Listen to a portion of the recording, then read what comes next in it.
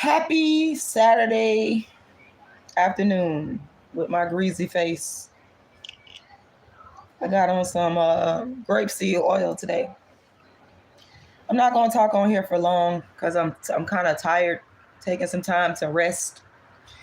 But I wanted to give more of my commentary and opinion on the Ketanji Brown Jackson situation with the U.S.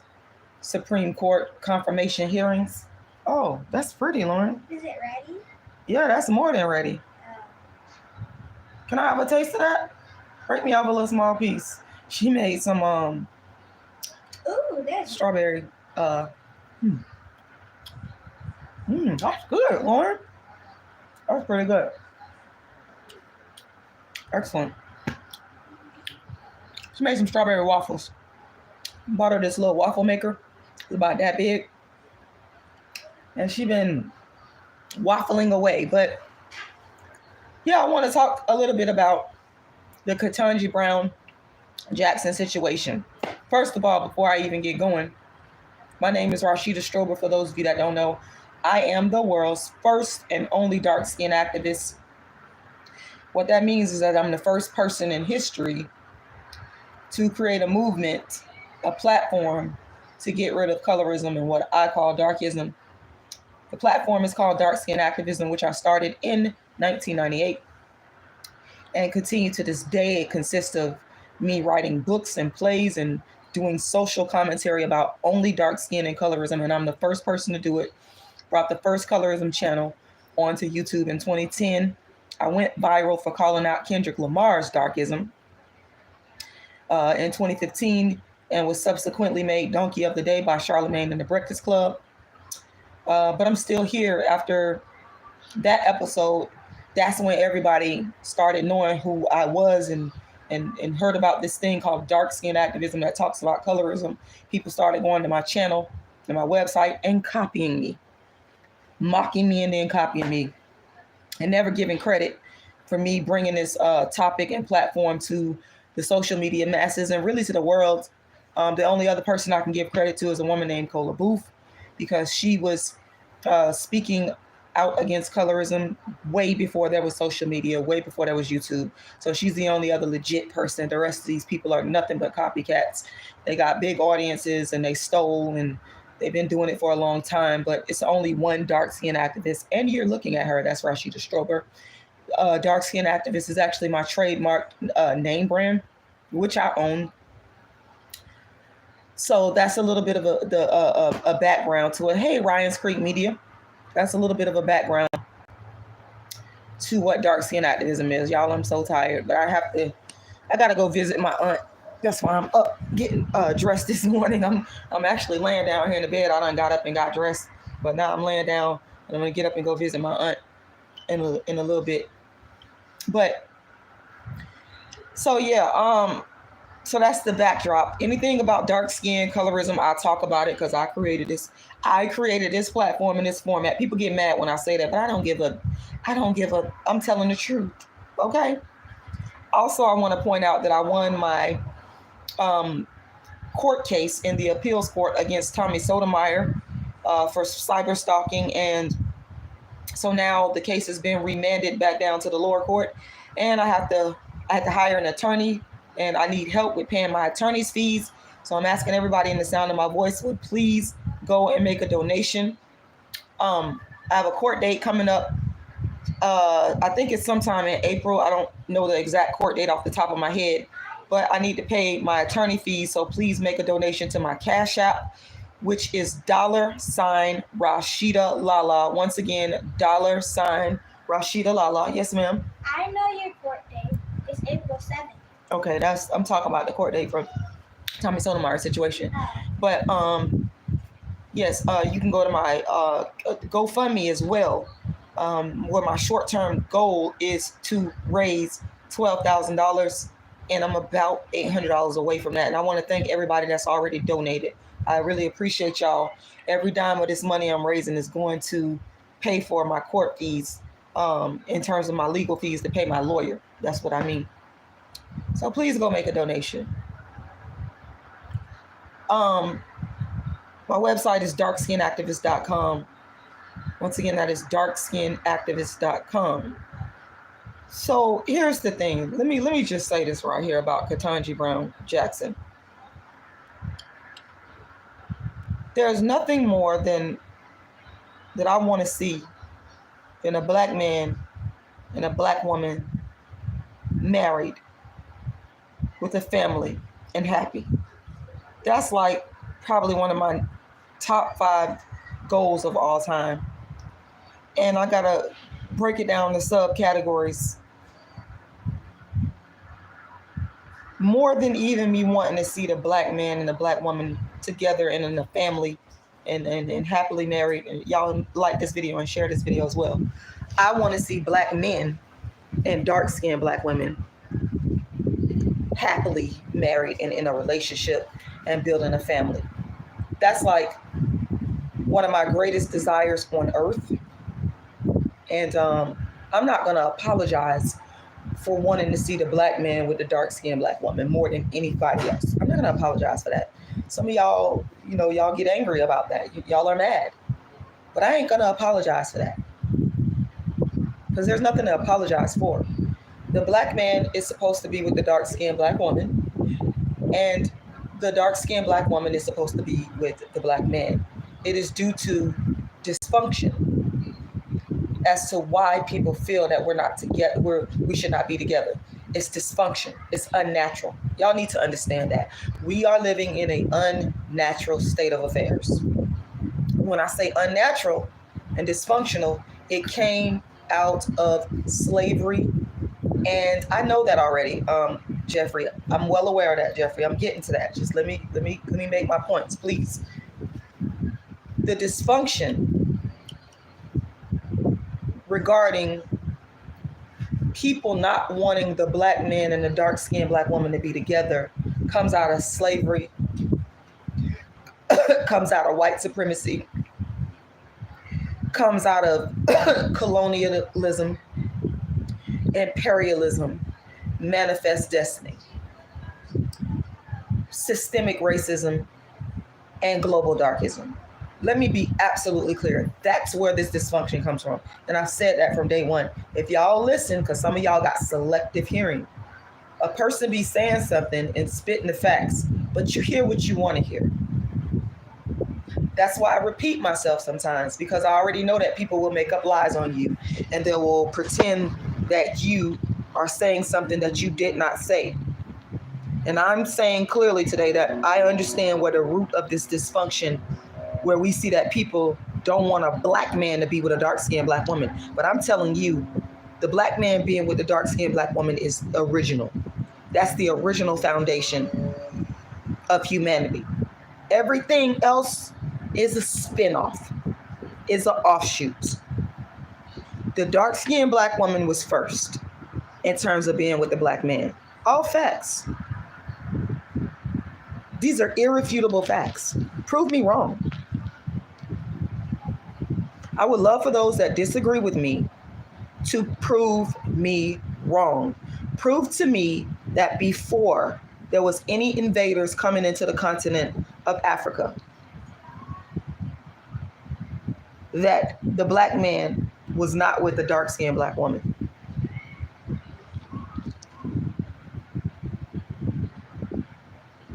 If you can prove that to me, I will rescind all of my statements. In fact, I will stop being the dark-skinned activist if you can prove me wrong. So in stating the facts, what I'm standing on is truth and justice when I say that the black man belongs to the dark-skinned black woman and that the dark-skinned woman belongs to the black man. Anything else outside of that is dysfunction.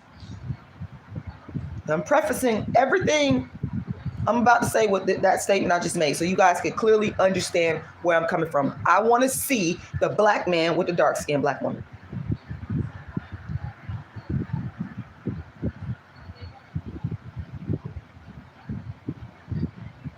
With that being said,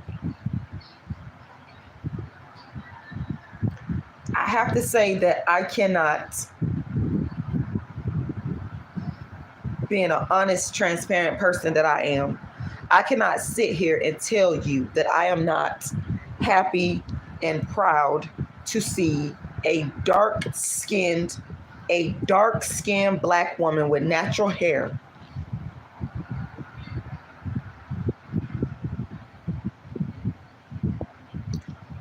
up for confirmation, which I think she's going to get confirmed. That's just my prediction. As the first black woman on the United States Supreme Court. And I am well aware, which a black man brought to my attention, that Ketanji Brown Jackson, Judge Ketanji Brown Jackson, is married to a non-black man. I am well aware of that. I know. Do I agree with it? No. Y'all just heard my statements I just made. I don't know how much more clear I could be. I don't agree with it.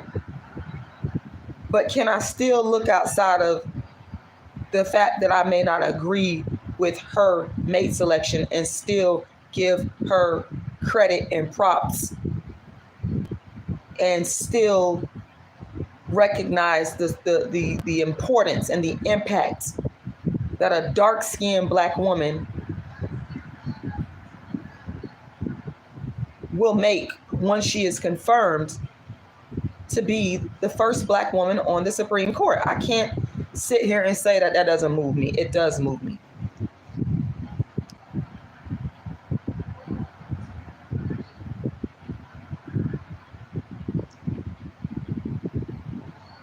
But there's so many contradictions. There's so many mixed emotions that I have about this, because I also, and I'm not afraid of contradicting myself at all. I'm not afraid of contradicting myself. A lot of people are. I don't care. I'm human. Human beings are full of damn contradictions. Human beings, you ain't gonna find a human being that's not without contradictions. You're not gonna find it. They don't exist. I grapple with whether or not a black person, any black person, man or woman, can be for their people, can fight for their people when they get in positions of power if they are not married to a black person. I grapple with that, and I'm grappling with that with Ketanji Brown Jackson right now. That's rolling around in my head. Because I believe that the highest expression of self-love is if a black man or a black woman marries a black man or a black woman. To me, that means that you are pro-black. If you're married to a black man or a black woman, you're pro-black. Especially if you're married. If you're a black man that's married to a dark-skinned black woman, you're really pro-black. I know you the real deal. Especially in the face of this dysfunction that came out of slavery, white supremacy, darkism, global darkism, colonialism, imperialism, manifest destiny, that is all served to tear the black man and the dark-skinned woman apart. When I see a black man with a married to a dark-skinned black woman, I'm all praises due. As my Muslim brothers and sisters would say, all praises due. I'll be happy because I know that black man is for real. I know he ain't playing. I know he really loves and cares about black people. But y'all got to understand something, which y'all want to fight against this. Let me tell y'all something, and I'm not necessarily defending Ketanji Brown Jackson's choice of mate. That is not what I'm doing, but I'm just being honest and telling y'all the truth. A lot of times a black woman, a dark-skinned black woman, will end up marrying a non-black man because black men were not checking for her. They did not find her attractive, whether it was in It could start all the way as early as elementary school, middle school, all the way up to graduate school. Okay, okay, that's just what it is. That's some of the stuff that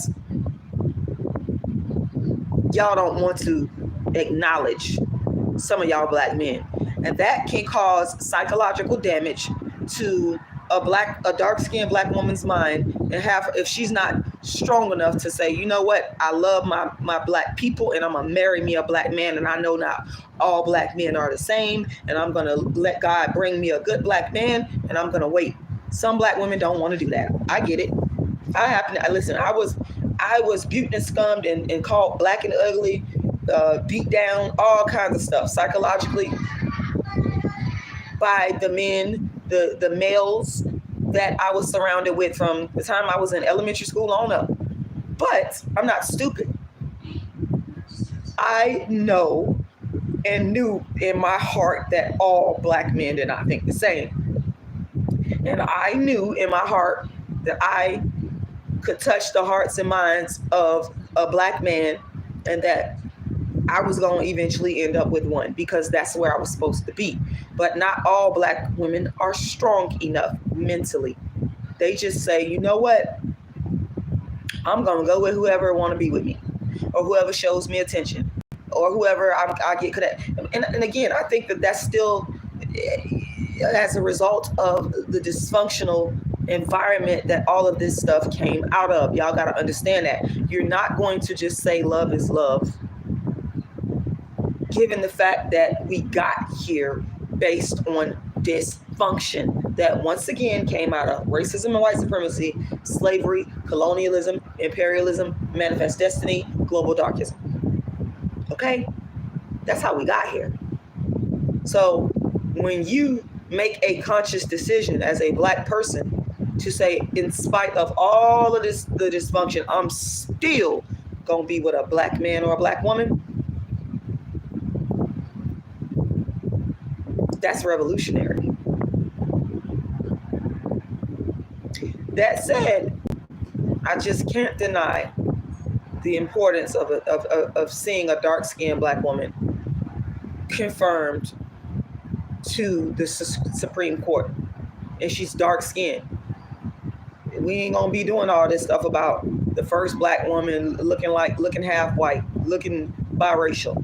No, she dark-skinned. We can tell that she's all the way black. Natural hair, dark skin, very pretty woman, very beautiful, very intelligent. Can't take away her intellectual and academic accomplishments. You know.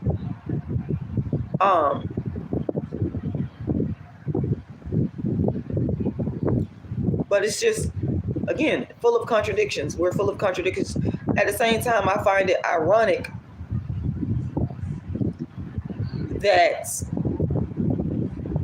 the two black people, Clarence Thomas and I believe Ketanji Brown Jackson, I believe she'll be confirmed, that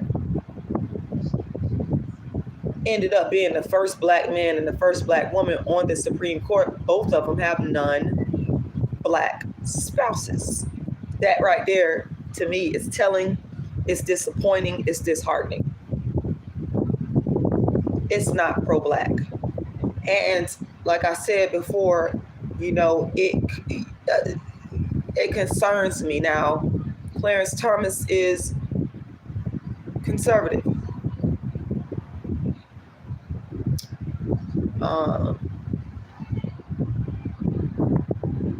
Whereas I don't believe that Ketanji Brown Jackson is a conservative at all. Obviously not.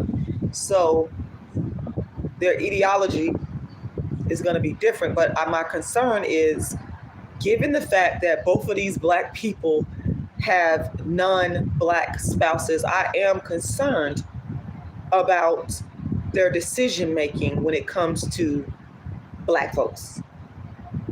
I am concerned. I'm very concerned.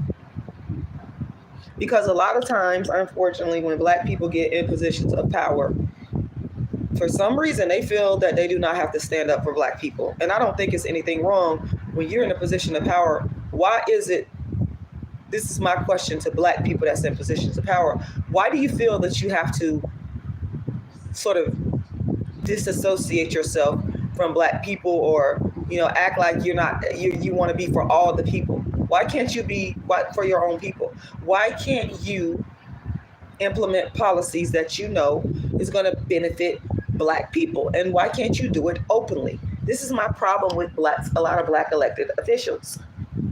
Stop sitting there acting like it's not your job. And here's the irony of it again, y'all, the contradiction again.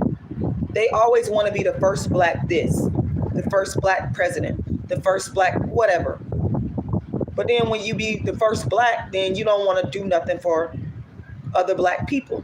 It's all about you as a fucking individual. Now that does make me angry.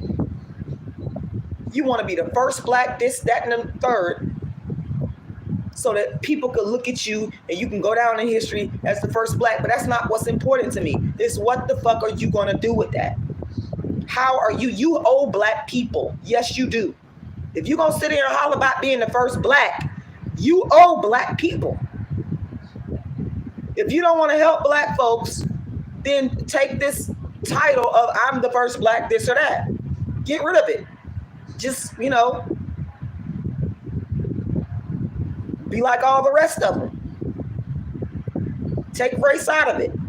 It's like people want to use race when it's convenient for them. When they can go down in history. When they can garner attention to themselves.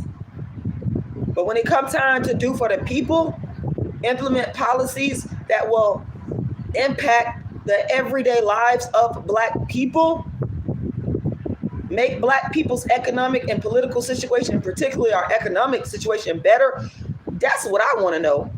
I'm concerned about what the hell are you going to, because it is the people that you are there to serve. And yeah, you're there to serve all people, but you want to wear this mantra of being the first black, well, you better do something for black people. That's my chief concern. That's what I'm worried about.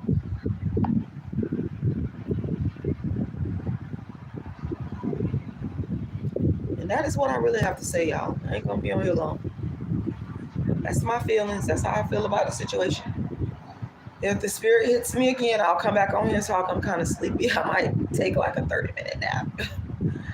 Make sure you guys support me with assisting me with paying for my attorney fees in my case that I won in the 2nd District Court of Appeals. I have to go to court again because the case was remanded back to the lower court from 2nd District Court of Appeals, and it's a case where I was cyber stalked and harassed and bullied by Tommy Sotomayor, aka Thomas Harris, and I won my appeals. And now I have to pay my attorney because it's been again remanded back to the lower court, and we have to go to court again on this. So please support by going to my Cash App. The monies that you donate will go directly to pay for my lawyer. My Cash App is $Rashida Lala. Once again, $Rashida Lala. The Cash App is $Rashida Lala. $Rashida Lala. My PayPal is icecreamladydream@yahoo.com. icecreamladydream@yahoo.com. And you can find my Cash App, my PayPal, and my GoFundMe by going to my website, which is darkskinactivist.com. Once again, darkskinactivist.com. Once again, darkskinactivist.com. While you're there donating, you can download a free ebook copy of my book entitled Darkism, 25 Ways Dark-Skinned People Are Discriminated Against. I want to say thank you to everybody that's already donated. I appreciate every last one of y'all. I thank y'all to all of my supporters. I love y'all. And I will talk to y'all again soon. The world's first and only dark-skinned activist, Rashida Strobel.